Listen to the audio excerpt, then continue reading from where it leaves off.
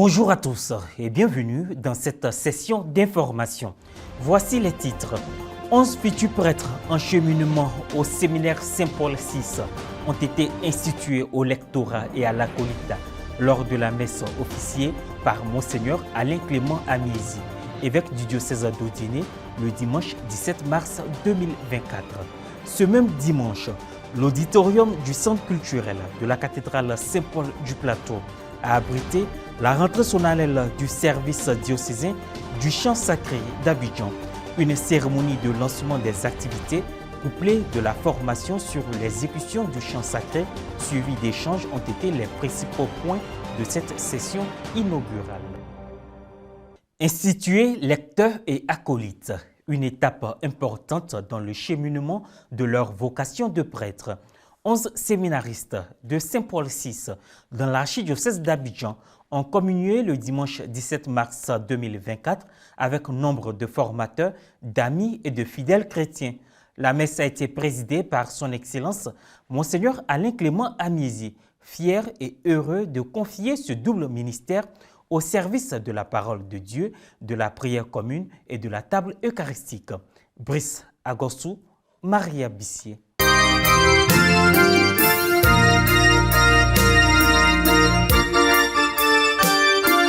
Le dimanche 17 mars dernier, au séminaire Université Saint-Paul VI de Cocody-Mermoz, 11 séminaristes ont été institués, dont 5 au lectorat et 6 à l'acolytat. C'était au cours d'une célébration eucharistique officiée par le président de la commission épiscopale chargée du clergé, des séminaires et de la pastorale des vocations, Monseigneur Alain Clément Amiezi, et concélébré par des prêtres de la maison de formation et d'autres venus pour la circonstance. Monseigneur Clément Amiezi a débuté sa prédication en énonçant ce que représente l'institution. Les institutions au lectorat et à l'acolytat ont toujours été des moments de communion joyeuse pour nos séminaires. Elles traduisent la marche ensemble de nos communautés formatives qui célèbrent dans la joie et la ferveur les différents pas que font certains de leurs membres dans leur cheminement vers le sacerdoce. Après avoir remercié les séminaristes pour avoir accepté d'offrir leur vie au service du ministère sacerdotal, le prélat leur a prodigué des conseils.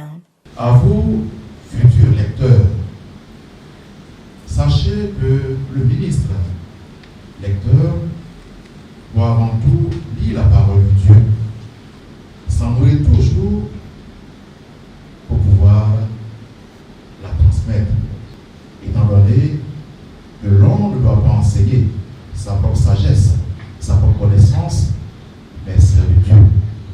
La liturgie de la parole a laissé place à la phase des institutions de séminaristes au lectorat et à l'acolytat qui s'est déroulée en 2 étapes. L'appel nominal. Me voici. De la paroisse Saint-Thomas d'Abidjan-Agon à Kébro-Diro Joseph Wilfried. Me voici. La remise des objets liés à leur ministère, dont le livre de la Sainte Écriture pour les candidats au lectorat, la paterne et le calice pour les candidats à l'acolytat. L'évêque a félicité les nouveaux institués. Il y a eu une procession d'offrandes au moment de l'offertoire. Plusieurs interventions ont ponctué cette messe, dont celle du recteur du séminaire Saint-Paul VI, le père Sialo Conan Patrice, qui a exprimé ses remerciements à l'Assemblée, tout en les exhortant à aider la maison de formation. Monseigneur a poursuivi dans le même élan. Les amis du séminaire, vraiment bravo, j'aimerais qu'on applaudisse les amis du séminaire. Nos séminaires sans nos chrétiens ne sont rien. Moi, je vous invite à continuer ce que vous faites et aussi à appeler d'autres amis, toujours pour renforcer cette fraternité dans le séminaire qui sont précieux donc, pour nos maisons de formation en Côte d'Ivoire. On fait un pas de plus vers ce Dieu que nous voulons servir. C'est pour nous une très très grande joie. Et en ce jour, nous ne voulons qu'une seule chose, grâce au Seigneur qui permet cette étape, qui permet cette cérémonie, qui permet cette occasion et cette opportunité. Reconnaissance à Dieu pour tout ceci, reconnaissance à tous nos pères formateurs, reconnaissance à tous nos parents. Le lectorat et la colita sont deux ministères institués qui marquent une nouvelle étape pour les séminaristes vers l'ordination au diaconat, puis au presbytérin. Le service diocésain du chant sacré d'Abidjan a procédé au lancement de ses activités pour cette année 2024 le dimanche 17 mars à l'auditorium de la cathédrale Saint-Paul d'Abidjan-Plateau. Cette cérémonie a donné lieu à un enseignement fait par Monseigneur Jean-Baptiste Akwadan, chapelain de sa sainteté et par ailleurs président de la commission diocésaine de la liturgie et du chant sacré. Un reportage de Francis Okoué commenté par Morel Poti. Le dimanche 17 mars dernier, le service diocésain de la musique sacrée SDMS a effectué sa session inaugurale solennelle 2023-2024 à l'auditorium du centre culturel de la cathédrale Saint-Paul au Plateau.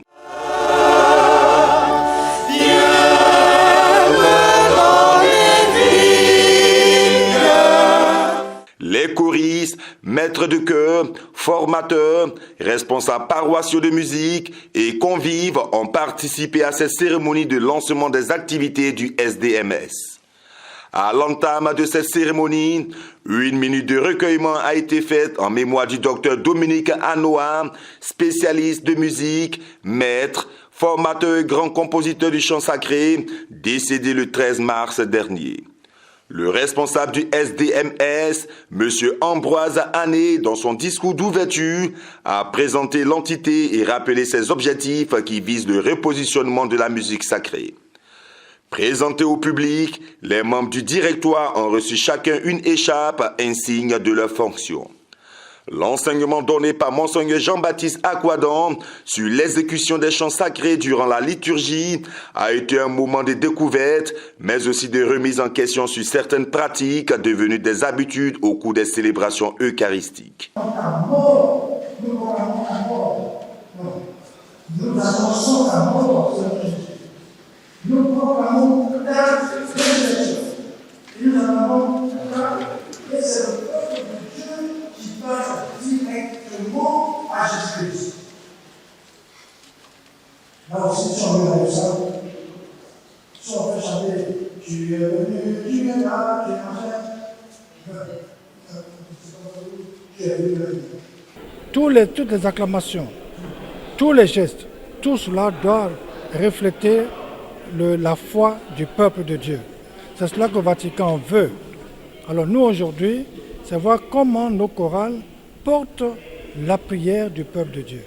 Comment nos chorales accompagnent le peuple de Dieu dans sa prière pour qu'elle soit véritablement la liturgie de l'Église catholique. Les échanges qui ont suivi ont été un moment de partage avec l'ensemble des participants en présentiel et en ligne. Lors de la cérémonie de lancement des activités du service diocésain de la musique sacrée d'Abidjan, couplé de la session de formation, le secrétariat chargé du digital a porté à la connaissance du public la création en cours d'un site internet pour les inscriptions et le partage d'informations. Le service diocésain de la musique sacrée d'Abidjan se veut pragmatique avec l'organisation de plusieurs autres formations à venir.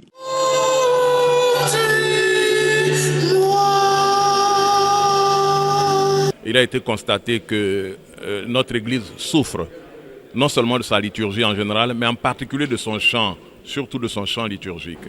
Et notre Père archevêque qui en a fait le diagnostic a souhaité avoir un outil technique, un organe à sa portée, mais à la disposition de toute l'Église pour réfléchir et aider à proposer, n'est-ce pas, les conditions d'une liturgie avec chant, mais une liturgie qui connaisse la participation active et effective du peuple de Dieu, conformément donc à l'esprit de Vatican II, tel que cela nous a été développé. La commission diocésaine de la liturgie et du chant sacré, dirigée par Monseigneur Jean-Baptiste Akwadan, est un organe né de la volonté de son éminent Jean-Pierre Cardinal Coutois, dans le but de réguler la pratique liturgique et de la musique sacrée. Ainsi se referme cette édition. Merci de l'avoir suivi.